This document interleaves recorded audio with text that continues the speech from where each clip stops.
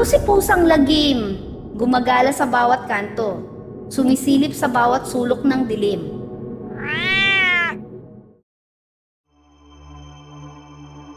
Ang amoy ng insenso, ang alingaw-ngaw ng pabasa sa malayo, at ang mainit na hanging nagdadala ng alikabok mula sa kalsada. Ito ang mga senyales na sumapit na naman ang mahal na araw sa aming probinsya. Noong bata pa ako, ang bawat bakasyon ng Holy Week ay tila isang ritual ng pagbabalik sa nakaraan. Tahimik ang aming nayon at marami itong mga tradisyon. Pinapanood namin ang mga nagpepenitensya na pasan ang mabibigat na krus, humahampas sa likod na nagiiwan ng mga tilamsik ng dugo sa tuyot na lupa, at ang mga prosesyon ng mga santo na napapalibutan ng mga deboto nito. Ngunit ang taon na iyon ay kakaiba dahil sa pagdating ni Tito. Hindi ko siya nakita kailanman bago ang taon na yon at high school ako noong nangyari yon. Siya ang misteryosong kapatid ng tatay ko na matagal na tumira sa malayong lugar na hindi man lang nababanggit sa mga ganap naming magkakamag-anak. Kakalipat lang niya pabalik sa probinsya at tumira siya sa isang maliit na bahay na medyo hiwalay sa sentro ng bayan. Noong una ko siyang makaharap, hindi ko maramdaman ang karaniwang init ng pagtanggap na nakukuha ko sa ibang mga kamag-anak. Mabait siya, maayos kausap, at direkta kung sumagot, pero may pader sa pagitan niya. Distant siya, hindi kasing warm ng mga iba kong kamag-anak. Binalaan ako ng aking tita na wag daw basta-basta maniniwala sa mga sasabihin ni Tito. Sabi naman ng aking mga pinsan, usap-usapan sa baryo na may saltik na raw ito dahil sa mga bisyong pinasukan noon o dahil sa mga nakasalamuha niya noon. Pero habang tumatagal ang aming pagstay sa probinsya, may mga napansin akong medyo iba sa kanya. Sa tuwing magsisimula ang pabasa sa labas, nakikita ko si Tito na sumasabay sa kanta. Hindi siya tumitingin sa libro. Sa ulado niya ang bawat berso, ang bawat salita.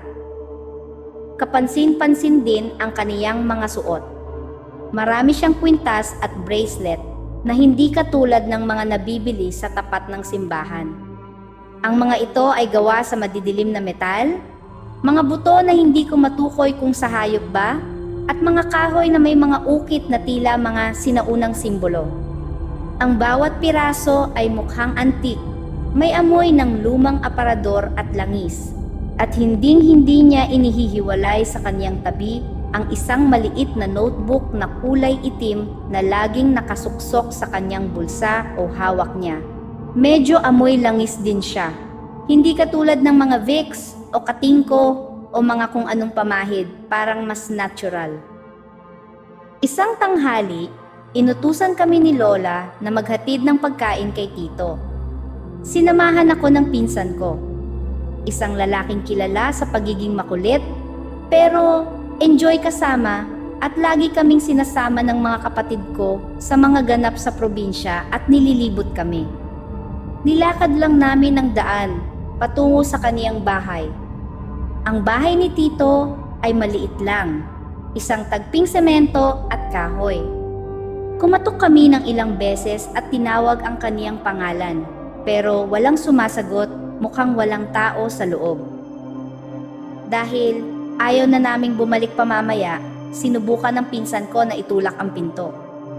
Laking gulat namin nang bumukas ito nang walang kahirap-hirap, walang tao sa loob.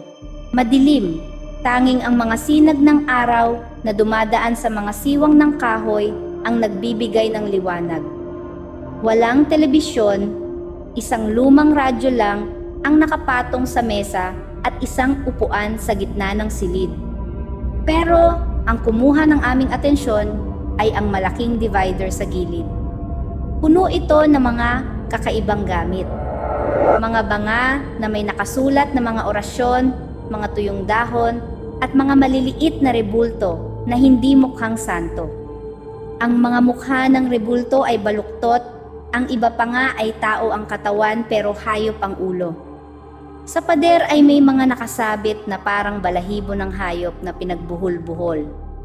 Gusto ko nang umalis dahil parang dapat hindi namin yun makita, pero ang pinsan ko ay nagsimulang maglikot. Hinawakan niya ang mga antik na gamit, tinatawanan ang mga nakakatakot na mukha ng mga rebulto. Sabi niya, mukhang gamit daw ito ng albularyo o mangkukulam. Sa kaniyang kakulitan, aksidente niyang natabig ang isang parang plato na may nakapatong na telang puti. Nahulog ito sa sahig. Ang tela ay basa, parang babad sa isang malapot at mabahong lumang langis. May mga sulat kamay sa tela na tila mga dasal pero sa wikang hindi ko maintindihan. Nang makita namin ang nangyari, bigla kaming kinabahan. Kukunin ko pa sana ang tela pero tumakbo palabas ang pinsan ko kaya sinundan ko na lang siya. Kinagabihan, habang ang lahat ay naghahanda para sa hapunan, biglang sumigaw ang pinsan ko sa loob ng kaniyang kwarto. Nang pasukin namin siya, nakita naming nakakubli siya sa sulok, nakayakap sa kaniyang mga tuhod at humahagulgol. Hindi siya makausap ng maayos. Sinasabi niya na may mga anino raw na mga tao sa paligid niya, mga taong walang mukha na nakatayo lang at nakatingin sa kanya. Sinasabi rin niya na may mga boses siyang naririnig na nanggagaling sa ilalim ng lupa, mga bulong na parang tinatawag siya. Walang makapagpakalma sa kaniya, kahit ang aming lola ay nataranta na. Dahil sa takot, pinuntahan ni na tita si Tito sa kaniyang bahay. Hindi nagtagal ay dumating si Tito sa aming bahay, dala-dala ang kaniyang itim na notebook at ang kaniyang mga kakaibang kwintas. Hindi siya nagulat sa nakita. Sinabi niya sa amin na nahawakan daw ng pinsan ko ang kaniyang ginagawang anting-anting. Doon niya inamin na siya ay isang manggagamot at ang Semana Santa ay ang panahon kung kailan pinakamalakas ang kapangyarihan ng mga espiritu at ang paggawa ng mga proteksyon. Ang mga aninong nakikita niya ay ang mga kaluluwang ligaw na naglalakad tuwing mahal na araw at ang mga boses ay ang mga bulong ng mga pumanaw na hindi matahimik. Nakita ko si Tito na lumapit sa pinsan ko. Nagsimula siyang bumigkas ng mga dasal pero hindi ito ang mga dasal na itinuro sa amin sa katekismo. Kumuha siya ng asin mula sa kanyang bulsa at isang bote ng likidong kulay ginto na may amoy ng lupa at insenso. Ipinahid niya ito sa noo, mga palad, at mga talampakan ng pinsan ko habang patuloy ang mabilis na pagbigkas ng orasyon. Habang ginagawa ni Tito ang ritual, tila huminto ang pag-ikot ng mundo sa loob ng kwartong iyon. Ang apoy ng kandila ay sumasayaw ng wala namang hangin at naramdaman ko ang isang malamig na haplos sa aking braso kahit siksikan kaming lahat sa loob.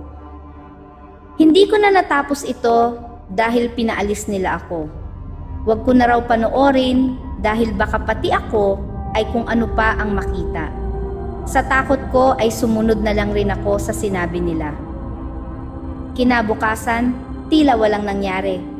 Bumalik sa normal ang aking pinsan, bagaman naging tahimik na siya at hindi na muling nagbiro tungkol sa mga anino.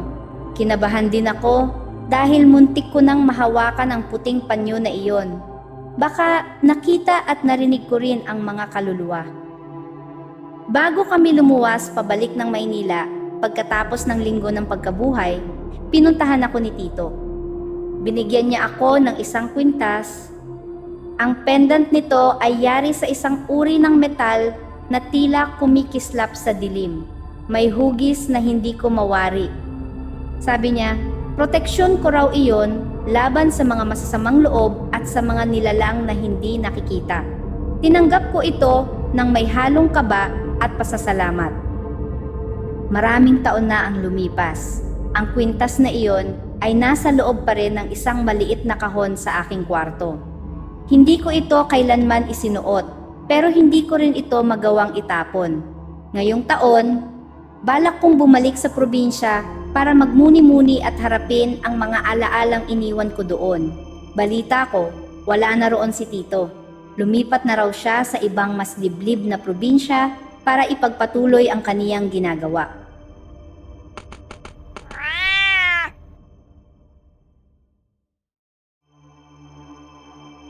Lagi akong umuuwi sa probinsya namin tuwing Holy Week. Ito ang oras para magpahinga mula sa trabaho, makasama ang pamilya at gawin ang mga religious practices na nakagawian na namin. Naglalakad ako sa ilalim ng araw para sa Stations of the Cross. Sumasama sa mahabang prosesyon at tahimik na nagdarasal habang pinagmamasdan ang mga imaheng tila may sariling buhay sa gitna ng kandila at usok ng insenso. Sa probinsya, may kakaibang bigat ang banal na linggo. Parang bawat paghinga ay may dalang pagninilay, may katahimikan. Mapapahinga ang katawan at espiritu mo, pero dahil tumataas na ang bilihin at lalong lumalaki ang gastos, may isang taon na naisipan kong manatili na lamang sa Maynila sa halip na umuwi sa amin. Pakiramdam ko kasi mapapagod lang ako sa biyahe at magiging magastos pa. Ipapadala ko na lamang sa magulang ko ang perang gagastusin ko sana sa pamasahe para may dagdag din sila sa pangangailangan. Isa pa, napansin ko na rin na nagiging masyadong crowded ang probinsya tuwing Holy Week. Dumarami ang mga turista, nagiging maingay, at nawawala na ang tahimik na pakiramdam na dati kong hinahanap. May mga party na nga habang Black Saturday na kinaiinisan ko. Kaya sinabi ko sa kanila na dito na lamang ako sa Maynila. Sa umpisa, medyo nakakalungkot. Sanay kasi ako nakasama ko ang pamilya sa halakhakan ng mga pinsan at sa amoy ng lutong bahay na pagkain pagkatapos ng prosesyon. Pero habang tumatagal, napansin kong may kakaibang ginhawa rin ang manatili sa lungsod. Konti ang tao, maluwag ang kalsada, halos walang traffic, pati pollution ay nabawasan. Parang ang Maynila, na kilala kong laging magulo at puno ng buhay, ay biglang naging tahimik at walang laman. Pumasok pa rin ako sa trabaho hanggang Wednesday. Halos wala ring tao sa opisina dahil karamihan ay naka-leave na. Ang dating maingay na floor ay naging malamig at tahimik. Kahit ang tunog ng aircon ay parang mas malinaw, mas matalim ang tunog. Sa totoo lang, wala rin akong masyadong ginawa. Nanood lang ako ng pelikula, nag-YouTube, at paminsan-minsan ay naglalakad sa hallway para mag-stretching. Doon nagsimula ang kakaiba. Pagpasok ko pa lamang ng umaga, sinalubong agad ako ng guard. Nakakunot ang noo niya at parang may iniisip. Sinita niya ako kung bakit daw 2 beses akong nag-in. Natawa pa ako noong una. Akala ko nagbibiro lang. Pero seryoso ang mukha niya. Sinabi niyang nakita na raw niya akong pumasok ilang minuto bago ako dumating. Bigla akong natahimik. Sinabi ko nakakapasok ko pa lamang. Wala akong ibang lakad, wala akong iniwan na gamit, at wala akong dahilan para bumalik sa labas. Nakatitig lang siya sa akin, parang sinusubukang ikumpara ang nakikita niya ngayon sa nakita niya kanina. Sa huli, kinamot na lamang niya ang ulo niya at sinabing baka namalikmata lang siya. Hindi ko na rin pinansin. Wala rin akong ganang tingnan pa ang CCTV dahil may gagawin pang request para doon at wala rin ang pipirma. Pero mula noon, parang may nagbago sa paligid ko. Sa tuwing pumupunta ako sa banyo, napapansin kong nagpapatay sindi ang ilaw. Hindi ito yung tipong mabilis na kisap lang. Parang may ritmo. Parang may sinusundan na galaw. May mga pagkakataon din na habang naglalakad ako sa hallway, nakakarinig ako ng yapak sa likod ko. Mabagal, tugma sa lakad ko. Kapag bumibilis ako, bumibilis din. Kapag humihinto ako at tumingin sa likod ko, biglang nawawala. Wala namang tao. Sinubukan kong isipin na baka dahil lang ito sa katahimikan ng opisina. Na baka dahil kaunti ang tao, mas naririnig ko lang ang mga tunog na dati ay natatabunan ng ingay. Pero may mga sandali na hindi ko maipaliwanag. May isang pagkakataon na nakaupo lang ako sa mesa ko, nakatutok sa laptop. Bigla kong naramdaman na parang may tumayo sa likod ko. Hindi ko ito nakita, pero ramdam ko ang presensya. Yung pakiramdam na may nakatitig sa'yo kahit hindi mo siya nakikita. Dahan-dahan akong lumingon. Wala. Pero bago pa man ako tuluyang makabalik sa ginagawa ko, napansin ko ang reflection sa monitor ko. May anino sa likod ko. Mabilis akong tumayo at humarap. Wala pa rin. Doon na ako kinabahan. Naalala ko ang mga kwento sa probinsya namin. Na kapag Holy Week daw, lalo na kapag Huwebes at Biyernes Santo, mas aktibo raw ang mga nilalang na hindi nakikita. Sinasabi nila na manipis daw ang pagitan ng mundo ng mga buhay at mundo ng mga masasamang elemento sa panahong iyon. May iba namang nagsasabi na dahil patay daw ang Diyos sa mga araw na iyon, malaya raw gumagala ang kung ano-anong espiritu. Hindi ako yung tipo ng tao na agad naniniwala sa ganon. Hindi kasi yun nararanasan sa probinsya namin, kaya parang chismis lang ng mga matatanda. Pero hindi ko rin kayang ipaliwanag ang naranasan ko. Mabuti na lamang at sa apartment ko ay wala akong napansin na kakaiba. Tahimik lang. Walang kakaibang tunog, walang anino, walang pakiramdam na may kasama. Napadasal ako. Paulit-ulit kong hinihiling na sana walang sumunod sa akin. Na sana manatili ang apartment ko na safe at walang multo o kung ano paman. Mag-isa lang kasi ako dito. Dumating ang Biyernes Santo. Tahimik ang buong paligid. Walang sasakyan. Walang ingay. Parang huminto ang lungsod. Nakatulog ako ng maaga at doon ko napanaginipan ang pinakakakaiba sa lahat. Nasa gitna raw ako ng isang penitensya. Tirik ang araw. Ramdam ko ang init sa balat ko. Pawis na pawis ako. Napapaligiran ako ng maraming tao. May mga nagdadasal, may mga nanonood, at may mga nakikisabay sa paghihirap. Sa una, nanonood lang ako. Pero habang papalapit ang isang nagpepenitensya, may kakaibang pakiramdam na bumalot sa akin. Nang tumapat siya sa akin, doon ko nakita ang mukha niya. Ako ang nakikita ko. Sugatan ang likod. Halos mapunit ang balat. Puro dugo. May pasan na mabigat na krus sa balikat. Bawat hakbang ay parang huling hakbang na. Hindi ako makagalaw. Hindi ako makasigaw. Parang ako ang nanonood, pero ako rin ang nasa gitna. Nang hinagupit ang likod ko, ramdam ko ang sakit. Hindi lang sa panaginip, pati sa katawan ko.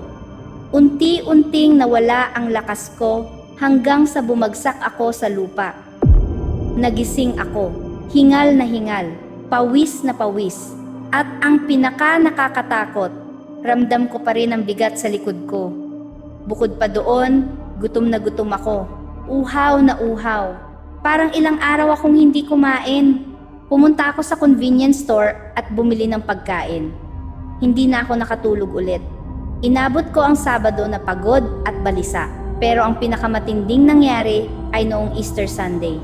Sanay ako na madaling araw nagigising para sa salubong. Kahit nasa Maynila ako, nagising pa rin ako ng madaling araw. Madilim pa. Tahimik ang paligid. Lumapit ako sa bintana at sumilip. Doon ko nakita. May prosesyon na dumadaan sa harap ng apartment. May mga taong may dalang kandila, may mga imahen, may mga nakaputi, may mga nakaitim, mabagal ang galaw, tahimik. Pero ang pinaka nakakatakot, pamilyar ang lahat. Parehong-pareho sa prosesyon sa probinsya namin. Hindi lang halos pareho, eksaktong pareho. Alam ko iyon dahil taon-taon ko itong ginagawa. Kilala ko ang ayos, ang daloy, pati ang pagkakasunod-sunod ng mga imahen. Hindi iyon dapat nandoon. Hindi iyon dapat posible. Sa sobrang kuryosidad, bumaba ako ng apartment. Paglabas ko, dulo na lamang ng prosesyon ang naabutan ko. Paliko na sila sa kanto. Nagmadali akong sumunod. Habang papalapit ako, napansin kong parang walang tunog ang mga paa nila. Walang kalansing ng kandila. Walang usapan. Pagdating ko sa kanto, humabol ako. Lumiko ako. At doon ko nakita ang walang tao, Walang kandila, walang bakas, walang kahit ano. Ang kalsada ay walang laman. Tahimik, masyadong tahimik, parang walang dumaan. Parang walang nangyari. Hindi ko alam kung gaano katagal akong nakatayo doon sa gitna ng kalsada. Ang alam ko lang, hindi na ako bumalik sa apartment. Parang may takot na baka may makita pa ako sa loob. Hinintay ko na lamang ang totoong prosesyon at nang dumaan iyon, sumama ako. Tahimik lang ako habang naglalakad. Diretso ako sa simbahan. Nagdasal ako ng matagal. Humingi ako ng paliwanag kahit alam kong wala akong matatanggap. Hanggang ngayon, hindi malinaw sa akin ang lahat ng nangyari. Hindi ko alam kung ano ang nakita ko. Hindi ko alam kung ano ang sumunod sa akin.